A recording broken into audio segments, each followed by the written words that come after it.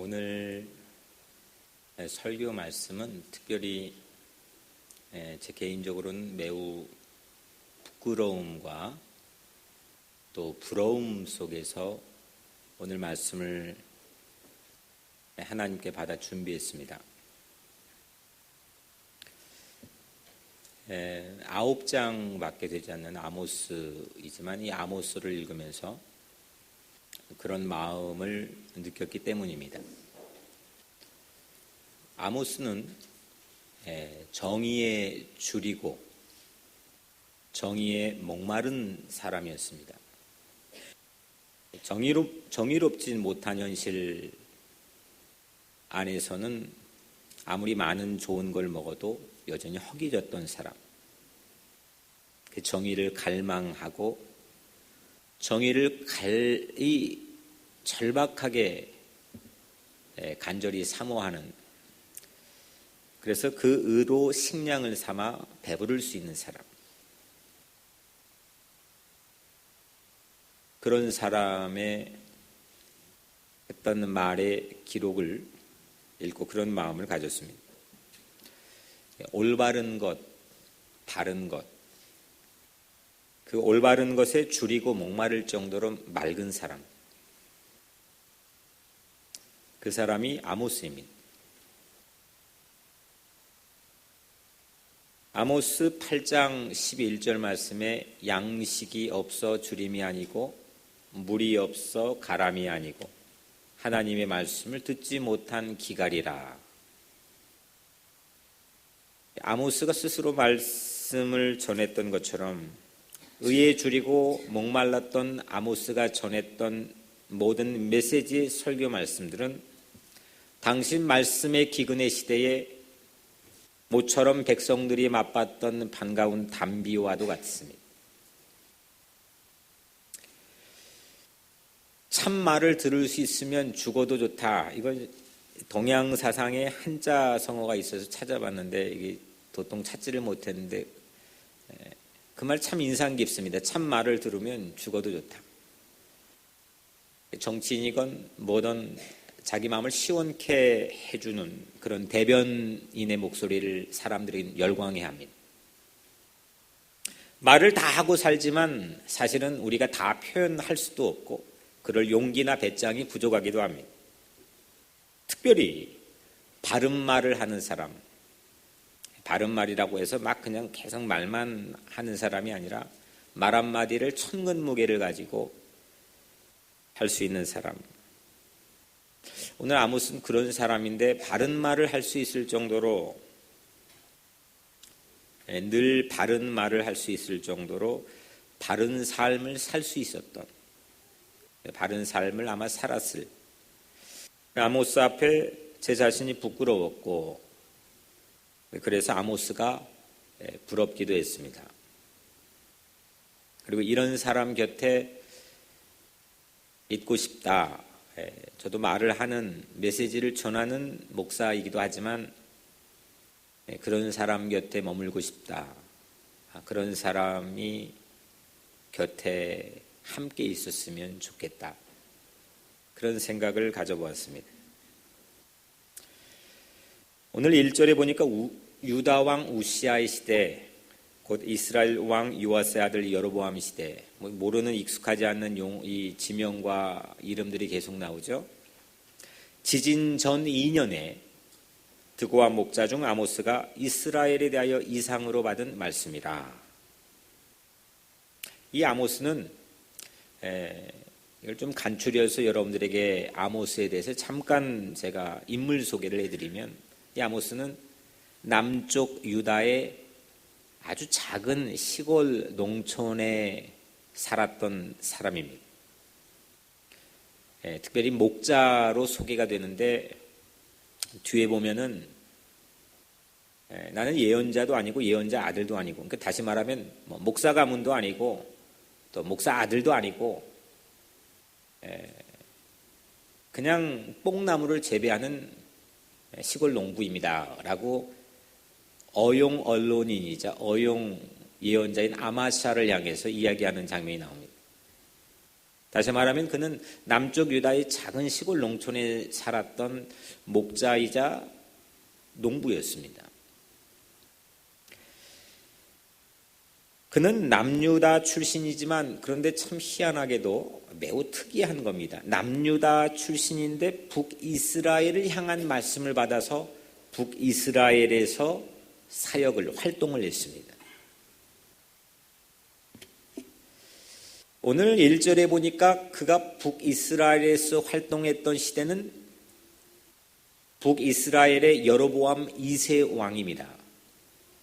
여로보암 2세 왕을 북쪽에서 20명 정도의 왕이 전부 다 악하다 평가했는데 실제 그의 그의 국위 선양을 하는 모습은 다윗에 비견될 정도로 당시 사람들에게 평가가 되었던 사람입니다. 정치적으로도 25년 동안 안정되게 다스렸고 그리고 무역을 통해서 외화를 많이 획득했으며 또 영토까지 확장했던 그런 25년의 치세를 자랑하는 그런 왕입니다.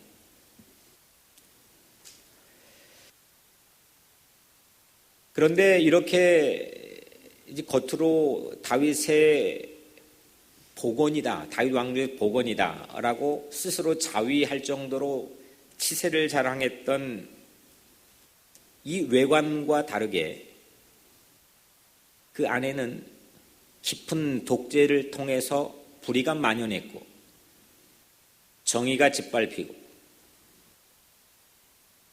가난하고 소외받은 사람들은 사람 취급을 받지 못하는 그런 어려운 현실을 아모스 메시지를 통해서 우리는 볼 수가 있습니다. 이렇게 국위를 떨치는 사방에 국력이 신장되는 그런 시대를 열었는데 그 대가가 뭐였느냐? 그 대가가 이 아모스의 고발, 예언자적인 메시지에 대해서 우리가 아주 농축된 메시지로 느낄 수 있는 것은 그 대가로 인간의 값어치는 물질 이하로 전락되었다 이겁니다. 사람이 사람답게 존엄함을 인정받지는 못하고 나도 나 스스로를 돈 밑으로 두어서 어쩔 수 없이도 우리 주어진 삶의 문제들을 부둥켜 안고 살아가지만 나보다 더 훨씬 가치 있고 멋있어 보이는 물질이 만연한 시대, 그런 시대로 전락이 되었습니다. 숱한 이 아주 통렬한 비유들이 이 메시지 안에 아주 반복되는 많이 나타나지만 그 중에 2장 6절에 보면 은을 받고 의인을 팔며 의인이 돈으로 매매가 되는 시대, 사람이 그저 물건일 뿐 돈벌이 수단으로 전락이 되어버린 그런 시대, 신 한 켤레를 받고 가난한 자를 팔며 가난한 사람은 신 한 켤레만 또 못한 시대. 우리도 가난한 사람의 한 달 봉급이 사실 우리 가방 하나 값도 못할, 그것도 좋지만 그냥 그 사람이 존엄함 자체가 그거보다 못하게 평가되어 버리고 그걸로 잣대가 되어서 인식이 된 그런 시대. 아모스 2장 7절에 보면 힘없는 자의 머리를 티끌먼지 속에 발로 밟고, 그러니까 가난한 자의 머리에 있는 먼지까지도 탐낼 정도의 욕심이 극에 달한 시대. 가난한 자의 머리에 먼지가 있는데 그 먼지까지도 탐욕을 부릴 정도로 사람의 욕심이 끝이 없이 바벨탑을 쌓아가던 시대. 풍요와 번영과 성공이면 모든 게 선이 되어버리는 시대. 그런 시대로 그 국위 선양을 통해 25년 동안 치세를 떨쳤던 여로보암 시대, 겉으로는 멀쩡해 보였지만 그 안에서는 사회가 썩어져 가고 하나님이 주신 형상이 망가져가는 불의가 만연한 시대를 아모스는 우리에게 고발해주고 있습니다. 이렇게 인간 존엄이 돈 앞에 여지없이 짓밟힐 때 아모스는 힘없이 짓밟히는 가난한 자들의 대변자였고, 그리고 부자를 향한 유일한 고발자였습니다.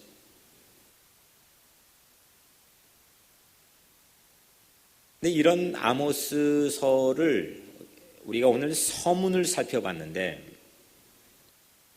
1장과 2장을 보니까 매우 특이한 점이 우리에게 보여집니다. 아모스가 처음 포문을, 자기가 북이스라엘 가서 처음 시골뜨기 농촌 출신, 거기를 벗어나 본 적이 없을 법한, 어디가 배우지도 못하고, 그렇다고 제사장 가문도 아니고 예언자적 전통을 가지고 배움을 가졌던 사람도 아닌 이 시골뜨기가 북이스라엘 가서 첫 일성을 열었던 메시지들이 저는 깜짝 놀랐습니다. 이스라엘 주변을 둘러싸고 있는 6개의 열강들을 언급합니다. 오늘 우리 읽은 것은 다메섹만 3절, 4절, 5절을 읽었습니다. 시리아의 수도, 지금의 시리아의 수도가 IS가 점령하고 있는 시리아의 수도가 다메스쿠스죠. 이 다메섹, 또 가사는 블레셋의 수도격입니다. 저 남쪽에, 저 시리안 북쪽에 있고, 그 다음 두로, 에돔, 저 남쪽과 동쪽에 있고, 암몬과 모압, 이것도 요단 동편에 있는, 동서남북 이스라엘 둘러싸고 있는 주변의 치열한 외교전과 이 치열한 강대국 간의 이 긴장, 근데 그 안에 있는 속속들이 파고들어 있는 만연한 불의를 이 시골뜨기가 아주 낱낱이 우리에게 보여줍니다. 제 마음에 질문이 생겼습니다. 하나님, 아니 드고아의 이 작은 농촌 목자가 어떻게 주변 열강들의 이 국제 정세를 혼입게 뚫고 있습니까? 아니 우리같이 지금 세계의 센터라고 하는 뉴욕 한복판에 사는데도 불구하고 그냥 나 오늘 신앙도 하나님께서 나를 사랑하신다, 물론 좋습니다. 하지만 이 틀을 깨고 넘어가기가 너무 어려운 각박한 현실을 오늘을 사는데, 이 시골뜨기에 배우지 못했던 이 아모스가, 이 평민 소시민이었던 아모스가 어떻게 그 눈이 주변의 이 국제 정세를 훤히 꿰뚫고 우리에게 소개하고 있습니까? 근데 저는 더 놀라웠던 것은 이 국제 정세 이면에 흐르는 파워, 그들의 아주 지금 한국이 사드다 여러 가지 중국과 외교 문제 이렇게 복잡한 문제들이 있죠. 힘의 역학 관계지요. 그런데 국제 정서의 정세 이면에 흐르는 파워, 그 남들이 간파하지 못하고 전혀 개의치 않아 보였던 슈퍼파워, 그 보이지 않는 힘인 하나님의 권세와 하나님의 어소러티, 하나님의 권위를 놓치지 않고 간파할 수 있었던 이 아모스의 남다른 비결이 과연 무엇입니까? 그 영혼의 레이더가 참 경이롭습니다. 우리는 사실 내 주변에 내 자녀가 3명이라면 이 3명에 일어나는 일들, 그 배우의 파워도 제대로 파악하지 못할 때가 참 많습니다. 뉴욕 안에서 일어나고 있는 일들도 우리는 파악하기가 쉽지 않을 때가 많습니다.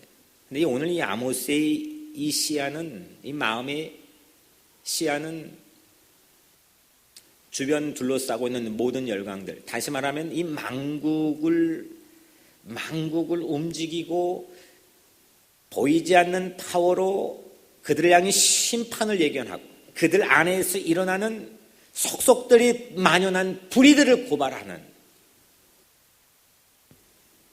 그런 깊은 심안을 우리에게 보여줍니다. 한 시골 농촌에 살던 농부에게 만국을 주도해가는 하나님을 보는 드넓은 시야가 있었습니다. 그게 참 부러웠습니다. 멀리 있는 것을 코앞까지 클로즈업해서 볼 수 있는 망원경을, 영혼의 망원경을 아모스는 가지고 있었습니다.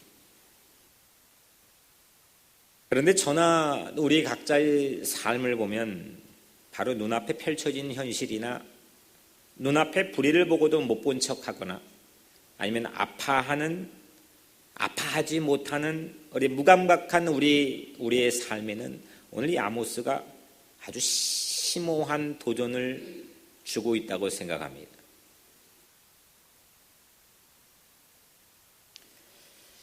그때 당시는 대지진이 있기 2년 전이었습니다. 오늘 말씀에 지진 전 2년에 이 역사에 기록될 만큼 큰 지진입니다. 실제로 이 이스라엘 땅의 갈릴리 호수 바로 그 북쪽에는 화산 폭발과 지진의 여파로 세월이 많이 흘렀는데도 전부 다 현무암 지대입니다. 지리적인 증거들도 물론 있겠지만 여하튼 역사에 기록될 만큼 대지진이 이제 2년 후에 일어납니다. 한국에 지금 지진이 일어났는데 지진 전조 현상은 고사하고 지진 직후에 대처하지 못했던 누구도 책임지지 못하는 그런 안타까운 현실도 우리 보여지지만 지진 땅이 흔들리는 겁니다. earthquake, 땅이 흔들리는 겁니다. 근데 오늘 이 아모스는 그 지진이 있기 전에 정의가 곤두박질 쳐서 시대가 흔들리는 것, 생명이 흔들리는 것, life quake, 이걸 온몸으로 느꼈던 사람입니다. 어떻게 이렇게 시골뜨기인데 그 멀리 있는 것을 바로 코앞에 있는 것처럼 정세를 읽고 그 뒤에 움직여가는 힘에 대한 자신감 있는 이야기를 말할 수 있었을까? 그리고 어떻게 2년 후에 일어날 그 지진처럼 지금 이 시대가 파국을 향해 절벽을 향해 달려가고 있는 이 상황, 생명이 흔들리고 시대가 흔들리는 것을 온몸으로 세심하고 민감하게 어떻게 그 아모스가 느낄 수 있었을까?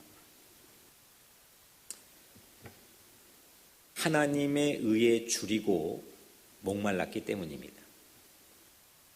사람들은요, 성공을 하려면 뭔가에 필이 꽂혀서 거기에 목이 마르고 거기에 줄여야 됩니다. 밥을 안 먹어도 그걸 하면 행복합니다. 그런 게 한 개 정도는 여러분들의 삶에 있어야 되겠죠. 그게 뭐냐라고 하는 질문은 차후로 미뤄두고라도 내 인생에 그게 마치 내 삶의 음료요 밥이라고 생각될 정도로 그걸 생각하면 가슴이 설리고 그냥 평범한 신문을 보는데도 그게 막 섬광처럼 내 눈에 튀어나오고 그냥 차 타고 운전하고 가는데 옆에 있는 간판에 그 내가 필이 꽂혔던 게 그냥 아주 작은 글씨로인데도 나에겐 대문짝만하게 보이고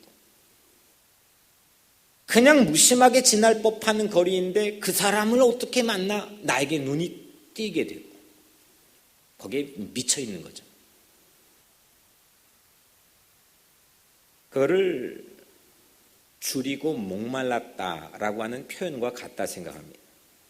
오늘 아모스는 이 정의에 목이 마르고 정의에 줄인 사람입니다. 이랬기 때문에 굳이 유학하지 않아도 굳이 가보지 않아도 굳이 많은 걸 배우지 않아도 어떤 전문가와 어떤 이들보다 훤히 꿰뚫고 있는 신비안을 가지고 있었고 그것들을 자신 있게 세상을 향해 이야기할 수 있는 그런 능력을 우리에게 보여줍니다.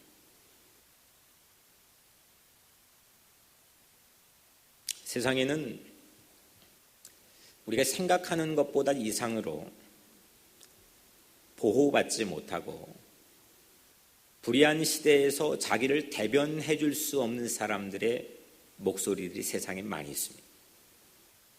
세상에 내가 가장 어려운 것 같지만, 세상에 내가 가장 딱한 것 같지만 그렇지 않습니다.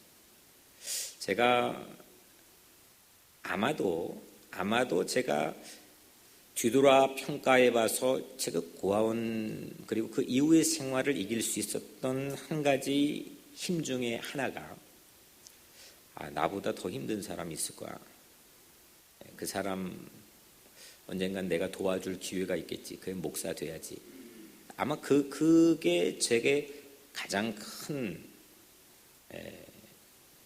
위기를 넘어가게 하는 중요한 원동력이었다고 생각합니다. 제 20대 초반에 한 가지 특이한 경험을 했던 일이 있었습니다. 지금은 한국의 외국인 이주 노동자에 대해서 상당히 그래도 많이 사회적 이슈가 되었고 많은 관심을 두고 있는데, 그때는 아무도 그런 이슈를 말하는 것도 없고 사회적으로 관심을 갖는 아무도 없었습니다. 그런데 한 목사님과 함께 병원의 영안실들을 방문합니다. 병원의 영안실에 방문해서 이제 연고자가 없는, 사전에 우리에게 리스트가 주어져 있는 그 사람들은 중국의 이주 노동자로 왔다가 프레스에 찍히고 해서 죽어간 시신들입니다. 그 시신을 확인하고 아무도 찾아가지 않는, 연고자 없는 그 시신들을 이제 성남에 있는 화장터에 가서 화장을 한 다음에 그걸 안고 예배를 드리고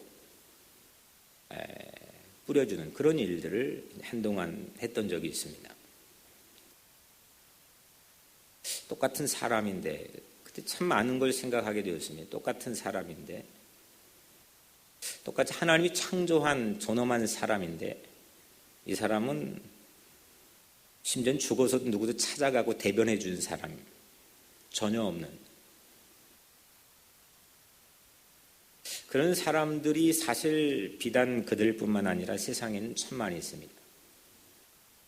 지금 지중해 연안에서 또 뭐 몇백 명이 난민 행렬을 하다가 난파되어 죽었다는데, 세상 곳곳에 뭐 5대양 6대주에서 이름도 없이 히든 보이스로 자기 이름, 자기 목소리를 재현할 파워가 없이 살아가는 그런 사람들이 세상에 많이 있습니다. 물론 여러분들도 힘이 없어서, 빽이 없어서, 연약해서 나 스스로 나를 대변하고 말할 수 있는 파워가 없어서 그런 사람 만나지 못해서 코너에 몰려본 경험도 물론 있을 겁니다. 그런데 오늘 이 아모스의 하나님의 의에 줄이고 목마른 이 삶을 통해서 가지게 되는 그런 모습들을 보면서 저는 스스로에게 묻게 되었습니다. 저는 사람을 목양하는, 이 아모스는 양을 치는 목자였는데, 저는 사람을 목양하는 목자로서 얼마나 정의에 굶주리고 얼마나 정의에 목마른 삶을 실제 진실하게 살고 있을까? 더 중요했던, 저를 당황하게 만드는 질문은, 나는 정의로운가? 나는 정의로운가? 한때 젊은 시절 호기롭게 나는 어떤 분야보다 정의롭게 살아야지라는 그런 마음가짐으로 출발했던 이 신학생활, 오늘날 세월이 흘러 이 말씀을 준비해 전하는 자로 서 있는 저로서는 이 질문 앞에 상당히 당혹스러운 마음을 감출 수가 없었습니다. 나는 justify한가? 정의로운가? 나는 righteousness 하나? 나는 하나님의 성품인 정의를 정말 올곧게 드러내는 목마름을 가지고 있는가? 왜 말씀을 전하나? 불의한 시대라면 이렇게 힘없이 대변할 수 없는 사람들이 세상의 지천인데, 그러는 불의한 시대라고 한다면 이 시대, 그들 뒤에 서 계신 하나님의 권위를 내다보는, 하나님의 능력과 전능하심을 내다보는 정말 진짜 천리한, 진짜 영혼의 망원경을 소지할 정도로 맑은 마음을 지향하고 가지고 있는가? 하지만 제 마음에 지울 수 없는, 또 밀어낼 수 없는 한 가지는, 혹시 나는 강자가 가지는 파워로 횡포를 부리진 않았을까? 혹시 내가 이 교회의 종교 권력으로 가장한 그런 목사의 타이틀을 가지고, 그런 파워를 가지고 횡포를 부리는 그런 정의롭지 못한 삶으로 변질되진 않았을까? 그런 참여하는 마음으로 아모스를 읽고 오늘 말씀을 준비했습니다. 오늘 이 아모스 2700년 전의 인물인데, 하나님께서 하나님 말씀에 붙들려 살았던 이 아모스, 그 아모스가 의에 줄이고 목마른 정의파인 이 아모스가 저나 여러분들의 굳어진 살, 그리고 닫혀진 마음의 창, 이걸 열고 깨어나는, 새롭게 부화하는 그런 우리의 오늘 하루가 열려지게 되기를 주의 이름으로 간절히 축복합니다.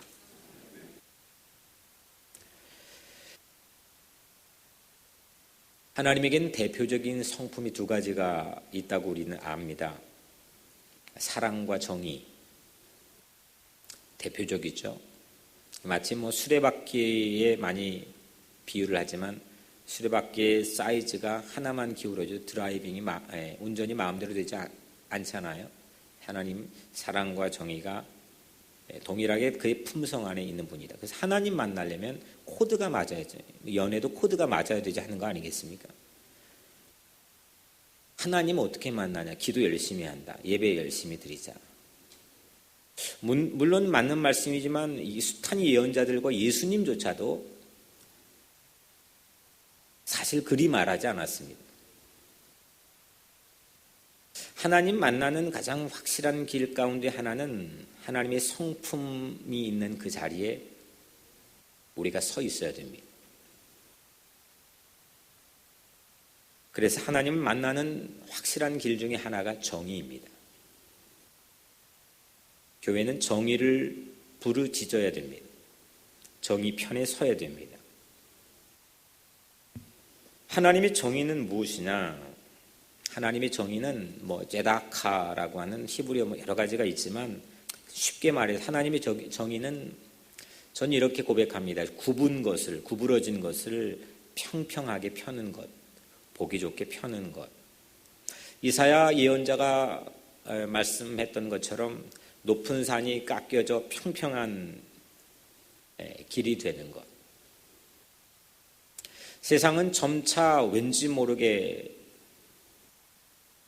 격차가 심해지는 시대를 살고 있습니다. 격차가 점점 벌어집니다.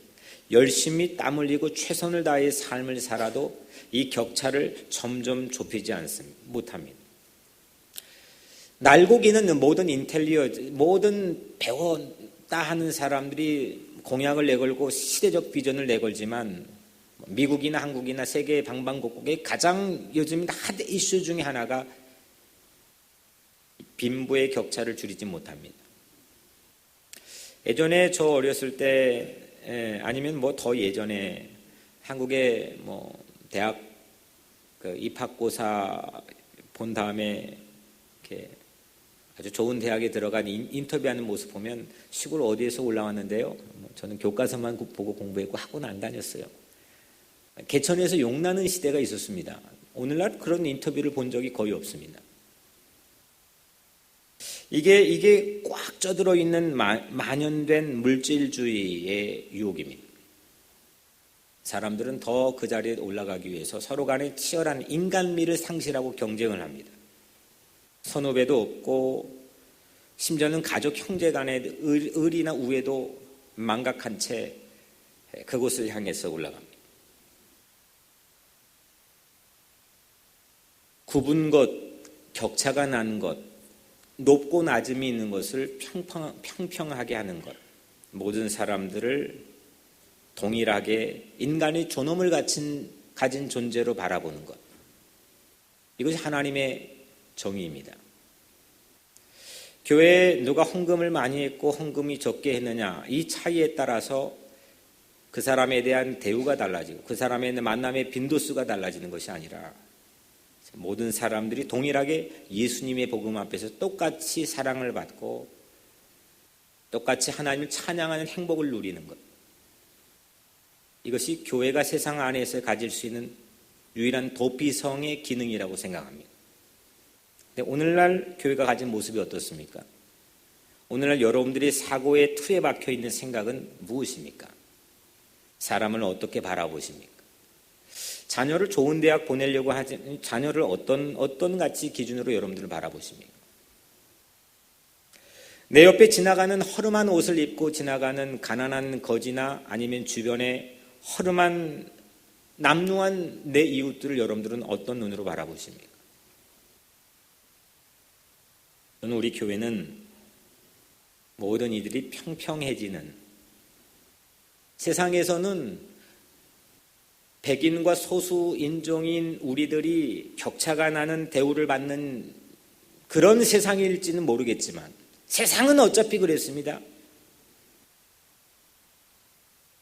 돈이 있고 없고 학벌이 있고 없고의 차이에 따라서 내가 열심히 땀 흘려 똑같은 시간 일해도 격차가 나는 대접을 받는 건 세상이 어떨지는 모르겠지만 이 교회에 와서는, 이 주님 앞에서는 정말 모든 사람들이 서로 존중히 여기며 서로 아끼고 서로 사랑하는 마음으로 세상의 도피성과 같은 새로운 시대적 비전을 제시할 수 있는 그런 요람이자 공동체가 뉴욕 우리 교회가 되기를 간절히 소원합니다. 그래서 하나님의 정의는, 이걸 쭉 반복에 숱하게 지금 읽어봤는데, 하나님의 정의는 억울한 이가 없도록 하는 겁니다. 물론 자기가 잘못 판단하고 착각해서 스스로 억울하다고 그냥 거기 틀에 벗어나지 못하는 사람도 없지 않아 있겠지만, 하나님의 공적인 기준에 맞춰서 억울한 이가 생겨나지 않도록 우리가 함께 세우는 것이 하나님의 정의입니다. 아모스서 5장 24절에 보면 오직 정의를 물같이 공의를 마르지 않는 강같이 흐르게 할지어다. 유명한 말씀이죠.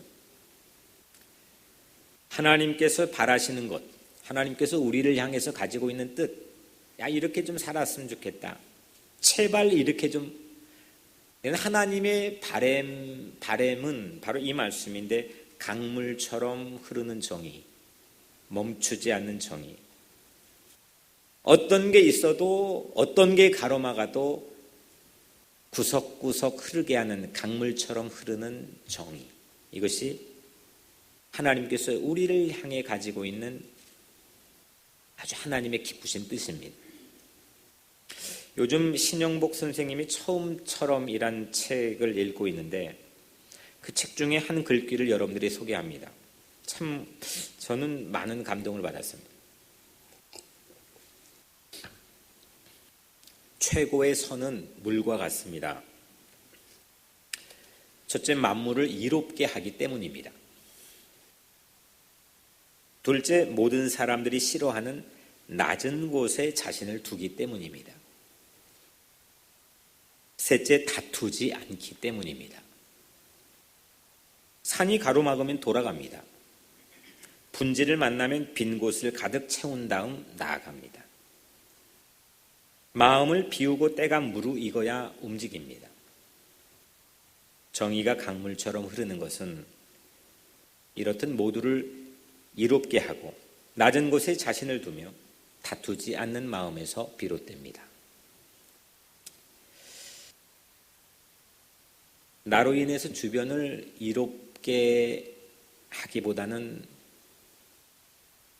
나로 인해서 주변을 해롭게 하진 않았습니까? 내 안에 상처나 내 안의 죄를 통해서 주변을 아프게 할 때가 있진 않았습니까? 나는 낮은 곳보다는 높은 곳에 있기만을 원하진 않았습니까? 내 탐욕으로 약한 자를 낮은 곳에 고립시키고 나만 위에 군림하려고 하진 않았습니까? 내 안에 꽉 차버린 나로 인해서 산이 가로막으면 그 산을 깎아서라도 뚫어서라도 혹시 다투진 않았습니까? 저는 많이 그랬던 것 같습니다. 참회합시다. 하나님께 회개합시다. 진실한 영혼이 되어서 하나님 앞에 섭시다. 우리에게 주신 오늘 이 귀한 메시지를 통해서 우리 함께 회복합시다. 오늘 여러분들 각자 우리 삶 안에 하나님의 정의가 강물처럼 흐르는 그런 오늘이 되기를 주님의 이름으로 간절히 축복합니다. 마지막으로 제 안에 마지막 질문이 하나 하나님을 향해 있었습니다. 물었습니다. 이렇게 우리들은 정의 편에 서기보다는 불의 편에 설 때가 많은 죄인들이라는 것. 하나님 눈에 우리 모든 죄인이라 했습니다. 바울은 아예 싸그리 의인은 하나도 없나니 모두 죄인이라는 것. 정말 그냥 경전에 기록된 그런 말 말고 여러분들 각자를 향한 법정적 선고라고 한다면 여러분들 받아들이겠습니까? 화들짝 놀라고 따지고 난리들 겁니다. 정말 받아들이겠습니까? 여러분들 죄인이라는데.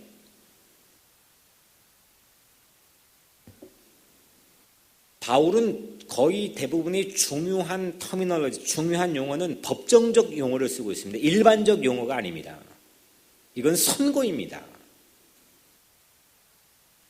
조금만 나에게 허트가 돼도 내 마음이 난리가 나는데 나를 향해서 죄인이라고 선고하는데 정말 받아들이겠습니까?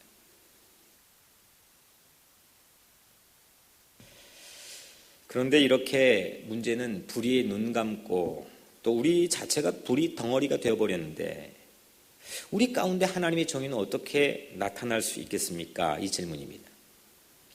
이렇게 이런데 어떻게 하나님 나에게 하나님의 의가 하나님의 정의가 나타날 수 있습니까? 로마서 1장 17절 말씀이 중요한 답을 얻게 하셨습니다. 복음에는 하나님의 의가 나타나서 하나님의 의가 어디에 나타났다고요? 복음에 나타났다. 믿음으로 믿음에 이르게 하나니 기록된 바 의인은 정의롭게 여겨지는 사람은 믿음으로 말미암아 살리라. 당시 불의한 중세의 썩어 빠진 종교 권력에 자기는 목숨을 내걸고 95개조 반박문을 구텐베르크 성당에 붙이면서 시대를 향해서 자기 목숨을 던졌던 종교개혁자 마틴 루터. 이 루터가 이 말씀을 통해 깨닫고 하나님의 심오한 영적인 세계에 눈을 떠서 시대의 불의 앞에서 정의가 무엇인지를 외쳤던 이 말씀이었구나. 새롭게 하나님 깨닫게 해줬습니다. 우리는 본래 불의한 사람이지만 저나 여러분들이랑 똑같은 처지이지만 예수 그리스도를 믿음으로 복음이신 복된 뉴스이신 예수 그리스도를 신뢰하고 의지하고 믿음으로 우리는 정의로운 사람으로 거듭 다시 태어날 수 있다고 사도 바울은 우리에게 말씀하고 있습니다. 로마서 5장 6절 말씀에 우리가 아직 연약할 때에 기약대로 그리스도께서 경건하지 않는 자를 위하여 죽으셨도다. 우리가 아직 연약할 때, 퀄리파이가 되지 않을 때, 여전히 불의할 때, 여전히 죄악 가운데 있을 때, 하지만 약속대로 그리스도께서는 그럴싸한 사람이 아니라 경건하지 않는 자를 위해 죽었다. 자격 없는 불의에 가득한 우리를 위해 죽으신 예수 그리스도가 하나님의 정의인 걸 믿으시길 바랍니다. 아멘. 하나님의 정의는 예수입니다. 하나님의 정의는 예수의 희생이고 예수의 헌신이고 예수의 죽음이고 예수의 사랑이고 하나님의 정의는 예수의 용서입니다. 그래서 하나님의 정의는 정의가 사랑이고 그 하나님의 사랑이 곧 정의입니다. 제게 풀리지 않는, 그래서 제가 우리 교육자들 회의할 때도 지난주에 물어봤고 제 아내에게도 지난주에 한번 물어보기도 한 것 같은데, 풀리지 않는 숙제. 아무리 주변을 봐도 세상의 인권을 위해 살아가는 정의파, 그 사람들에게서 따뜻함을 찾기는 쉽지 않습니다. 하지만 전 남부 벨트는 미국의 가장 꼴보수, 꽉 폐쇄적인, 여전히 막 지금 남북전쟁 그 남부군의 국기를 해놓고 여전히 흑인에 대한 이 비호감의 정서에 찌들어 있는 비상식적인 사람. 근데 그 동네 가면 사람들이 또 따뜻합니다. 따뜻하면서 정의로울 수는 없을까? 오늘날 한국의 대권 주자들이 그래 따뜻한 정의, 저녁이 있는 이런 걸 오죽하면 외치겠습니까? 본인이 봐도 안 되고 해보려고 해도 안 되니까요. 따뜻한데 꽉 막히지 않고 시대를 향해서 열려진 평평한 마음, 공평한 마음을 유지할 수 있을까? 이 두 가지 마음이 늘 충돌합니다. 두 가지의 삶이 늘 갈등을 일으킵니다. 미국의 대권도 이 두 가지의 마음이 충돌하고 있는 거라고 생각합니다. 저는 세상에서는 불가능하다 생각합니다.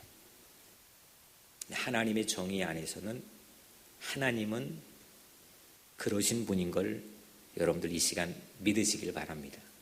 하나님은 따뜻하지만 공의로우신 분이시고, 하나님은 시대를 향해서 냉철하게 예언자를 보내 말씀하시는 분이지만 여전히 하나님 우리를 사랑하시는 분. 바울이 그 오묘한 진리를 의인론을 통해 깨달은 겁니다. 정의로운 사람이 어떻게 되느냐, 하나님의 의라는 게 뭐냐, 하나님의 righteousness가 뭐냐. 하나님의 의는 우리가 뻔히 불의판에 빠져 불의의 주범인 걸 아는데도 불구하고 우리를 위해 하나밖에 없는 독생자 예수를 보내어 죽기까지 우리를 위해 헌신하며 우리를 살리고자 하는, 우리의 생명을 붙들고 있는 그 마음이 하나님의 공의이고 하나님의 정의라는 겁니다. 그게 우리의 희망입니다. 그것이 이 시대를 향해 우리가 제시할 수 있는 시대적인 비전이고 우리가 기도해야 될 시대적 과제입니다.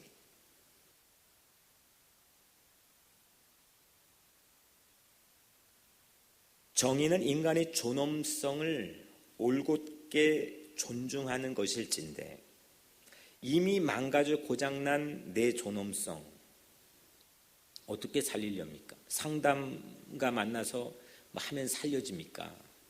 목사 만나면 살려집니까? 전혀 그렇지 않습니다. 오직 예수 그리스도의 희생적인 죽으심을 믿을 때에 내 무너진 고장난 짓밟혀진 내 삶의 존엄이 다시금 태어나고 거듭나고 다시금 새 삶을 맞이하게 될 줄로 믿습니다. 예수를 믿으십시오. 예수를 믿으십시오. 예수를 바라보십시오. 예수를 향해서 줄이고 목마른 갈망하는 마음을 가지십시오. 예수만 보면은 필이 꽂혀 예수를 갈망하는 눈빛을 회복합시다. 이것이 바로 하나님의 의로우심, 하나님의 정의 안에 사는 겁니다. 마태복음 5장 6절 의에 줄이고 목마른 자는 복이 있나니 저희가 배부를 것이요. 저는 이 말씀 이번 설교 준비하며 처음으로 새롭게 들려졌습니다. 저는 이 말씀을 숱하게 읽어왔지만 내가 올바르게 살려는 갈망을 말하는 것이 아니었구나. 그렇게 정의 편에 서서 내가 그 올바름을 향해 투쟁하고 올바름을 향해 치열하게 사는 삶의 의미에 국한되어 있지는 않았구나.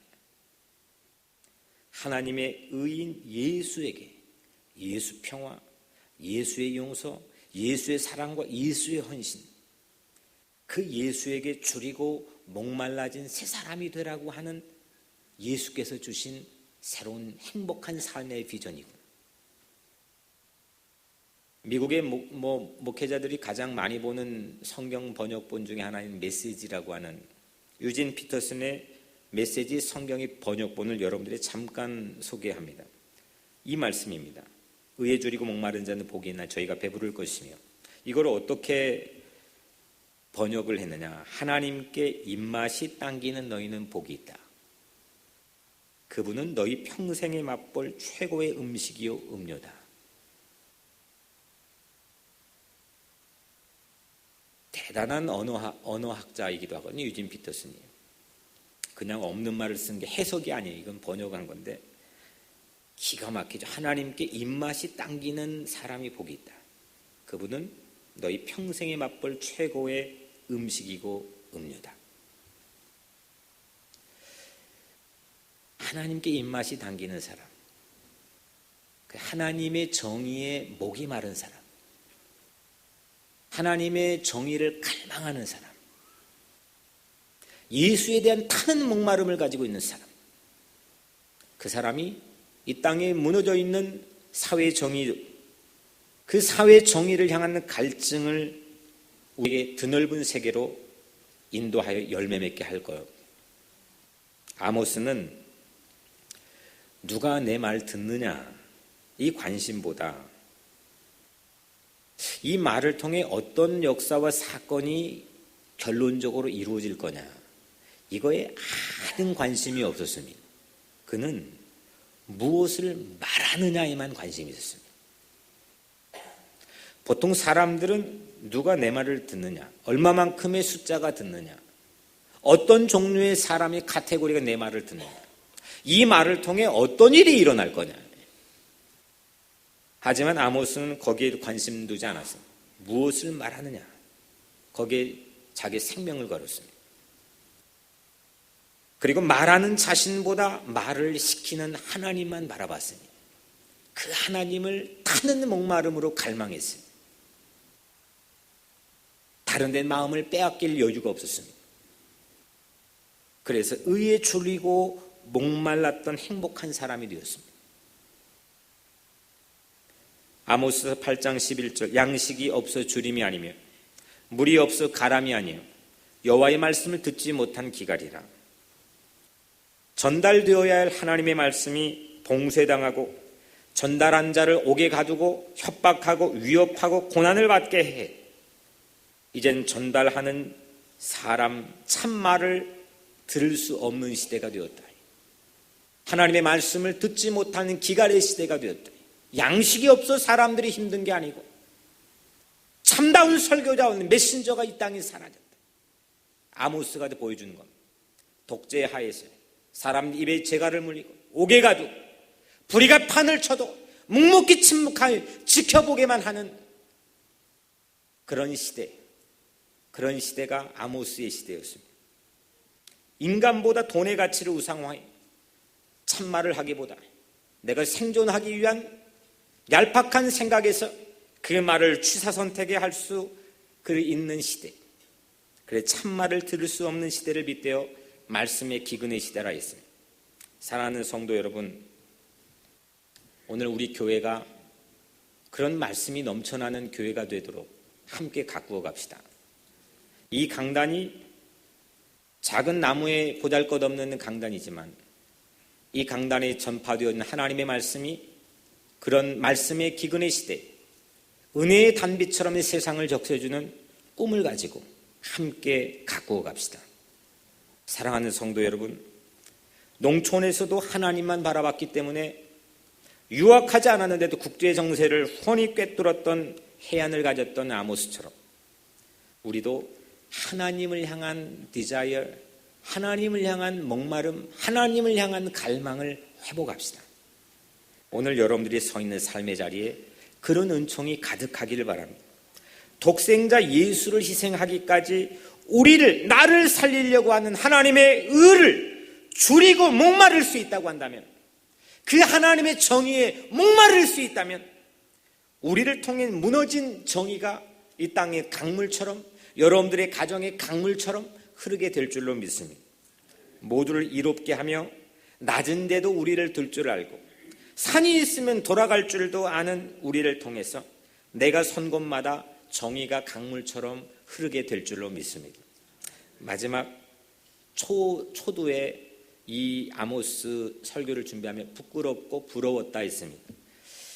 어찌 보면 제 자존감 자체가 이 아모스 앞에 참 초라해 보였지만 오늘 이 말씀을 다 끝까지 준비하며 하나님께서는 한 가지 선물을 주셨습니다. 근데 이 부러웠던 이 마음이 이 하나님의 공의, 하나님의 정의, 예수를 통한 나를 구원하시려는 이 하나님의 정의를 통해 신성한 자존감으로 다시 회복되었습니다. 오늘 여러분들의 마음도, 여러분들의 삶도 이 하나님의 정의로 꽉 채워져서 새롭게 신성한 거룩한 자존감을 가지고 세상에 승리하게 되기를 주님의 이름으로 간절히 축복합니다.